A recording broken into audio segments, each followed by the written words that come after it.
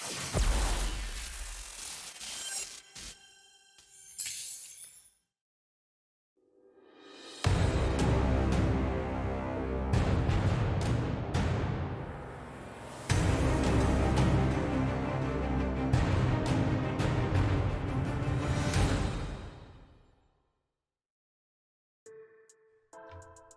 now, whoa now, whoa now. Welcome back to the Black Album, from your boy, Brother Kush.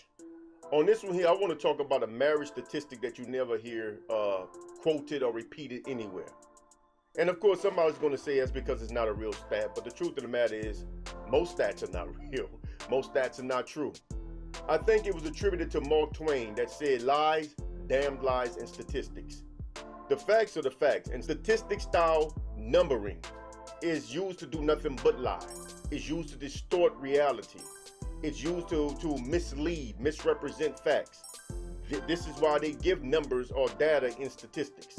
Statistics have a lot of flaws in the way they are collected, the way the data is collected. The sampling groups, the sampling demographics, how many people are actually, interviewed or sampled in the statistics itself, in the data itself. I mean, they could tell you 94% of the people did something, you find out they only interviewed 10 people. And this is the flaws with statistical data. So understand that anybody who try to say, well, those statistics are not real, well, no statistical data is real. But what I'm about to tell you is as real of a factual stat as anything anyone can repeat or cite or quote dealing with marriage and relationships. I guarantee you that. So let's jump right into it. Like the video, share the video, subscribe to the channel, the bell icon to receive notification. If you don't hit that bell icon, you won't know when I drop videos because I do not trigger the algorithm, you know what I'm saying? So, and support the channel by going into the comment section and saying something, leave an emoji, a thumb up, thumb down. Look, we don't have to agree, say your piece, you know what I'm saying? Say your piece. Whether we agree or not, it doesn't matter, you know what I'm saying?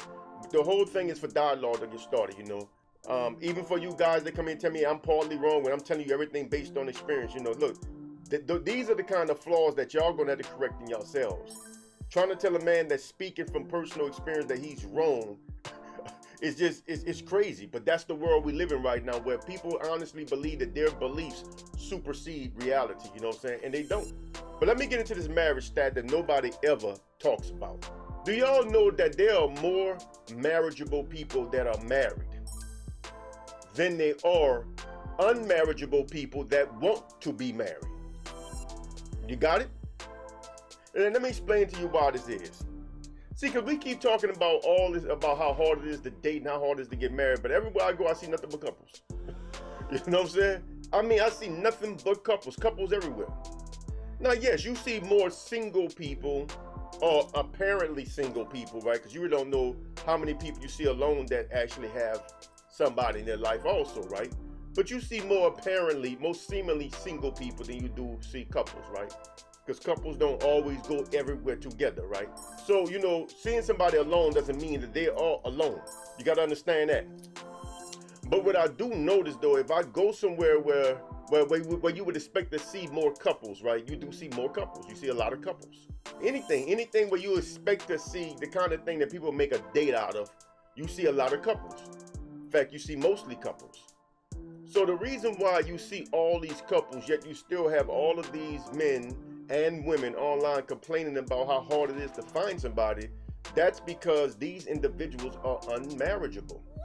And slow down, don't get mad at me. Remember, Brother Kush is only here to help. I'm not here to dump on nobody, man, because what I do, I have a higher reason why I'm doing these kinds of videos. I'm trying to get y'all to a certain point, man, because our future as human beings are bleak. We are allowing a very, very, very, very small number of people to literally control the entire world, and we should not do that. They have no power over us, people, other than what we give them. And part of the means of their power, part of the source of their power is in our bitterness, it's in our desperation and despair and anger and loneliness. All of these things, they fuel them, because as long as we feel this way, we don't make any moves to oppose them. You know what I'm saying? In fact, we think that they hold the answers to our problems when they are actually the causes of our problems. So don't get mad at me. So anyway, The reason why I say these people are unmarriageable is because of beliefs. I mean, look, if you just sit down and listen to more feminist-minded women, it's no, look, the why of it as to why they are not married is evident. But what you brothers don't understand is that when I listen to you red pill type dudes, you manosphere type dudes, the why of it, why you're not married, to me is evident also. And see, and this is part of the problem. I'm going to talk about that next, about how Shahrazad Ali, you know, supposedly snubbed Kevin Samuels and made O'Shea Duke Jackson get all in his butt cheeks, you know, all in his feelings. But I'm going to talk about that because you got to understand, some people are here talking to y'all, but they're not giving y'all anything that you can use. They're just pandering to you, literally. Look up the word, look up the definition of the word. I am here attempting to actually try to click your mind over so you can think about things differently. And whether you like it or not, my brothers, I hear the same flaws in your rhetoric that I hear in the rhetoric of a feminist. The same flaws. Almost the same flaws verbatim. A lot of, I got a chart that I created that shows the correlation between feminism and red pill. I mean, it's not that different. I put manosphere on the chart. I should have put red pill. I put manosphere on the chart, but it's not that different. There's a lot of overlapping beliefs that y'all share and y'all don't realize it. Y'all don't realize it. And because of this, I can see why a lot of you dudes struggle to date successfully and marry at all. I can see why. Because of ideology, man. And that's why I'm here. I'm trying to get you to understand what I see. If you listen to most feminist-minded type of women, right? Most independent type women, right? They don't want a husband. They want a pet. They want some kind of, I don't know what they want. They want some kind of pet, you know what I'm saying? I don't know what kind of relationship they want with a man, but they don't want a husband. That's not really what they want. But the crazy thing is that when I listen to you red pill type dudes, manosphere type dudes, I hear the same thing. Y'all don't want a wife. Y'all, I don't know what y'all want to call the woman that y'all, I mean, y'all, it's not a wife.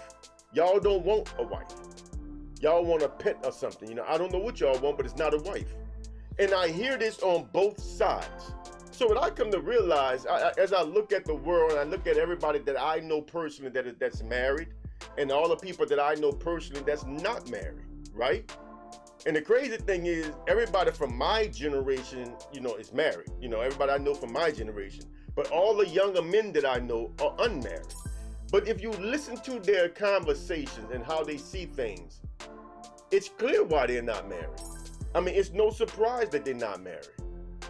Seriously. And if they find somebody that like them, it won't last, bro, because their beliefs are too rigid. And the sad thing is that the women have also consumed these extreme beliefs on one side, and the men have consumed these extreme beliefs on the other side, and combined, man, it just makes a horrible situation. But the more extreme your beliefs are, the more rigid you are in these crazy beliefs, the more unmarriageable you are, whether you're a man or a woman, it doesn't matter. So I say again, the marriageable people are married. You know, and you know another reason why marriageable people are married? They didn't go out looking to be married. These people never went out looking for a husband or a wife.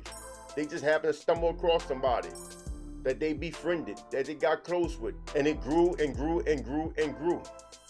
They didn't go looking for that. They didn't go out and everybody they talked to, they interviewing. I was talking to one sister just yesterday, man, I mean, about what I'm about to start this meetup out here in Dallas, and everything was, yeah, you know, but I need to know if a guy is even worthy of marriage material before I mean, but you're not looking for marriage material. You are just looking to sit down and interact with other human beings, males and females. You're learning how to talk to your fellow citizens again. That's what the meetup is about. It's not about you trying to interview every man you meet to see if he's a potential life partner. That's not what you do. Because the people that are married didn't do that with their wives. Talk to any couple that has been long-term married and ask them if they were sitting there trying to interview each other when they first met each other. They're gonna tell you no. And I did say long-term, which means they can't be younger than 40.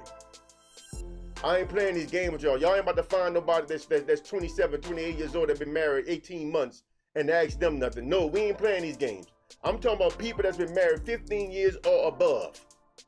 Ask them when they met, how did they meet? Did you try to interview her to see if she's gonna marry you or would have, no, they didn't do that, bro. That's something that the unmarriageable people do. The unmarriageable people think that they gotta interview everybody as though they're special. Because this is the mindset y'all have. I mean, oh man, this is deep.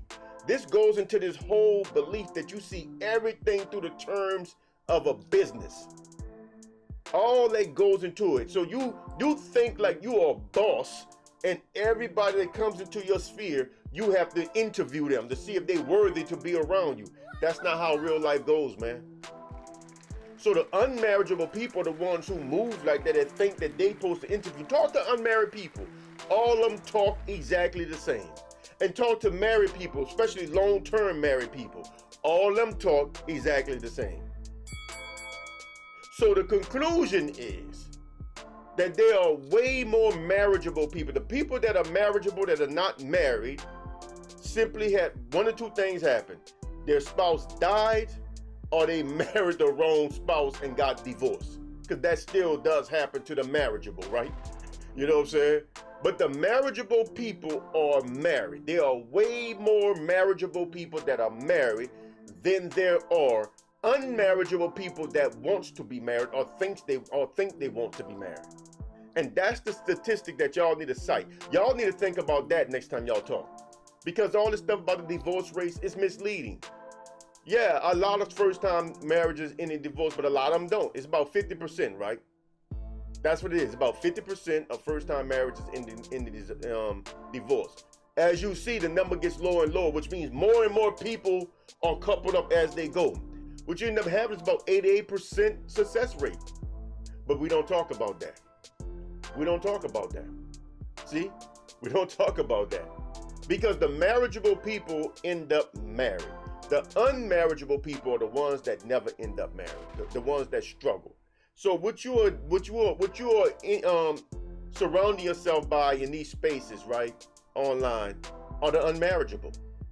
You're not learning from the marriageable. You're not learning from the people that are married. You're learning from the unmarriageable. You are finding camaraderie amongst the miserable like yourself, instead of saying, no, I need to find out what I'm doing wrong so I can change. That's what you should be doing. And that's why brothers like me are here. We trying to help you do that there. So remember, that's the one marriage statistic that you will never hear nobody cite, that most marriageable people are married. I mean, overwhelmingly. 85, 90% of marriageable people do get married and they stay married. The people that struggle to be married are the people that just not marriageable. This is why I know females that have been married 3, 4, 5, 6 times already, and they only 45 years old, 47 years old, been married 5, 6 times, you know what I'm saying? I know other females that just, they get in relationship after relationship after relationship. They try to, like long term, and it don't work out. And now they're in their late 40s, you know what I'm saying? Because they're never going to get married because it's them. They can say all they want, but if they're male or female, they can blame it on, if they're male, they can blame it on the women. If they're a female, they can blame it on the men. It doesn't matter because the common denominator is you. The marriageable people are married. The common denominator is you. You are the one not married, so that means you are the reason why you are not married. The question is, what are you doing wrong? But we don't want to ask ourselves that question. We just want to blame somebody else. You think about it, man. Think about it. Till next time, out of here, Brother Kush, a.k.a. the Black Alpha. Salam.